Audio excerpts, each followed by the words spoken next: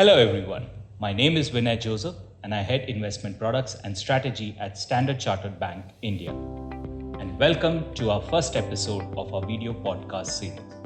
Today, I'm joined by a very special guest, Mr. Manpreet Singh Gill, Chief Investment Officer for Africa, Middle East and Europe for Standard Chartered Bank. Hello Manpreet, welcome to the podcast. Thanks so much, Vinay, for having me on today. So let's get straight to it. We've been in a very volatile world. We have seen a new president, Mr. Trump, coming in, and we have seen geopolitical tensions, and now we are grappling with this entire new AI episode. How do you see markets with that? Well, we're actually still fairly optimistic, and I think it's interesting that the list you ran through obviously gave us a nice list of things to worry about. But at the start of each year, there often always is a long list of things to worry about. But what's important is to really look through that and say, what are the long-term fundamentals really telling us? And in our view, the growth data is ultimately sending a more optimistic signal, and it's admittedly a more US-centric story, and that's where growth was strong already even before Trump's inauguration. But today, we still see, strong economic growth propelled by his policies as well. And we think that, of course, will sort of set the stage for financial markets, which will ultimately feed off that strong economic growth, translating into earnings for the equity market. So Manpreet, we are in a very volatile environment. We have got a new president, Mr. Trump, and we keep talking about this Trump trifecta. What does it mean? Well, Trump trifecta, I guess part of it is just coming from the view that there's never dull a moment with Trump around. But I think what we were really getting at is that, when you look at his policy pronouncements when he was trying to get elected, many of them seemingly seem to be in contradiction with each other, because we know Trump wants, full employment, more jobs for Americans. We know he wants to avoid, a high inflation, because that was a challenge in recent years.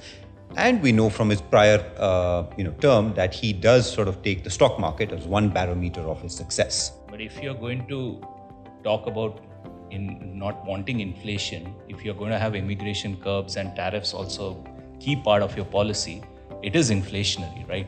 Exactly. And I think that's exactly where we're coming from, to say, well, if you want policies that are not inflationary, deregulation's great, tax cuts are great, but tariffs, immigration curbs, they can be a problem. So is that still pitches an optimistic view in 2025 for a overall macro environment? It is, and I think the key sits in the sequencing and the way in which policies are implemented. And a simple example of this is, what Scott Bessent once sort of gave an example through tariff policy, because you can put tariffs to maximum levels on day one, which is inflationary, and you leave the Fed in a difficult position of how to respond to that. The other way he proposed is that you can introduce tariffs in a trickle manner, small amount every month, but building up, say a couple of percent every month, and you increase it by another couple of percent next month, and you get to your target tariff level through that process. There's still some inflationary impact, but it's much better managed than going to maximum levels on day one. So that's really where our optimism comes from, that we think there are a mix of positive and negative policies, but on balance, we think the overall outcome should be a good one for the US economy and for financial markets. So we are very optimistic as we go into 2025. Where are our overweights? And I'm guessing it should be growth assets, right? Indeed, they are. And I think the number one and the obvious place to look is equity markets. So we're overweight global stocks relative to bonds and cash. And within that, speaking of Mr. Trump, of course, we're overweight the US, because that's exactly where you can find economic growth. Within Asia Pacific, of course, we are overweight Indian markets as well. And when you talk of Indian markets, because we are back home, right, in India, and you've visited a lot of these markets right now, given our road shows which are going on. How is the sentiment for Indian markets, which investors have? Valuation has been a concern, but from a global CIO lens, how do you see Indian markets? So it's interesting you mentioned the conversations, because when I was here 6 months ago, the number one thing to worry about was valuations. Today, that's not a concern, but the number one thing to be concerned about apparently is slowing growth and lackluster earnings. So it comes back to a point at the start of each year, you can always find a number of things to worry about. We take a slightly different view, which is that, look, the valuation concerns have definitely eased. And growth in our mind is just readjusted to a lower level. Let's not forget it's quite unusual to have the kind of strong double-digit trend growth without any corrections or pullbacks of the kind we've experienced in the last few years. So a bit of a correction of the kind we're witnessing today can actually be healthy. And in our view, as long as the growth fundamentals stay in place, which we believe there are, then these sort of pullbacks are a great opportunity to add exposure, which is why we're overweight. So we've talked about equities. Any other places which we have overweight? And it's interesting in the report that you're overweight gold also, given the rally which we have seen. Yes, and gold's an interesting one. But before that, we're overweight high yield bonds as well. And at least for high global... yield would mean which segment? Those would be riskier bonds.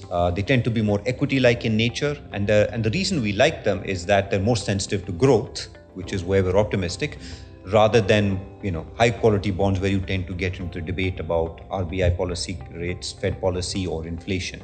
So we're really trying to get exposure to growth. Gold, as you mentioned, yes, a very different sort of type of asset. And the reason we like it standalone is that we see a lot of demand from central banks from 2022 onwards that we think can continue. More interesting than that, of course, is that the driver is very different from what we've been discussing for stocks and bonds.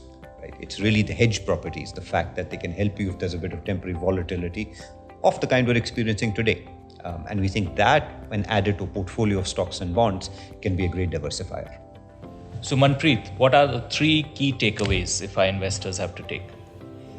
So I'd say first thing is to just stay optimistic. There's always a long list of things to worry about, but optimists, as I've often written about, tend to always win much more than pessimists, and that's truer in financial markets than anywhere else. I think second is have a healthy allocation to stocks, to equity markets, because we spoke about a lot of positivity about rooms for optimism. Equities is the way in financial market investors can really buy into that. And the third is stay diversified. A healthy amount of diversification is important, and we talked about gold or even some amount to bonds. So it's not just about stocks, but having that well-structured, well-diversified portfolio is what helps you set yourself up for success, through the volatility, through the cycles.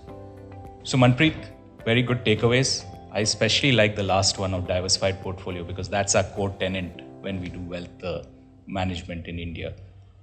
Now let's lighten it up. Are you ready for a rapid fire? Oh, rapid fire. Always ready. That should be exciting. There are 8 questions. These are the burning questions of which we have seen from our clients. So let's start. Is Donald Trump good news for India? Good news, yes, ultimately. DeepSeek, is it going to be good for AI mania? Yes, because competition's good. Okay. Have Indian markets bottomed out? Nobody knows. That's a very safe answer. We think investors shouldn't be in the business of timing market bottoms. If there's value, we'd be buying. Okay, that's a long answer. Is it the time to invest in markets? Yes. For any class of investors, is it lump sum or SIP? Very personal question. Both very good technical strategies, but it depends on the goal. Okay, let's quicken it up. Last 3 questions. Are we looking at a near-term recession? No. Will equities bounce back? We think yes. What's the trump card? Investors always have the trump card in terms of when to actually be able to hit that buy button. Well, that's the rapid fire. I'm sure our investors would be very enriched by these conversations. So Manpreet, 60 seconds on the clock. You have to summarize our global market outlook. Oh wow, 60 seconds. All right. Okay, here goes. I suppose we're starting 2025 with a lot of optimism on economic growth, more so led by the US than other regions. And that's, of course, driving our preference for equity markets. We're overweight equities relative to cash and bonds globally.